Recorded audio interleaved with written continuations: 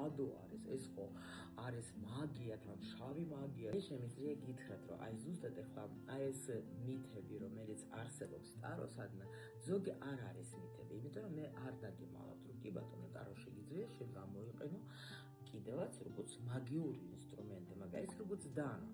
შენ დანა შეგიძლია გამოიყენო იმისათვის, რომ გააკეთო კარგი სადილი, შეგიძლია გამოიყენო იმისათვის, რომ ვიღაცა მოკლა. ეს უკვე შენი არჩევანია და მე გეტყვი ერთ საიდუმლოს, ტარო მოგვაგირჩია რა, იმიტომ რომ ჩვენ არ ვირჩევ ტარო, ტარო გვირჩევს ჩვენ. ტარო არის ჩემთვის ერთ-ერთი ფსიქოლოგიის წიგნი. ეს არის საერთოდ ისეთ პრინციპში მასაც არის პირველი ფსიქოლოგიის წიგნი, რომელშიც არის ყველანაირი ინფორმაცია ჩვენზე და ჩვენს ცხოვრებაზე.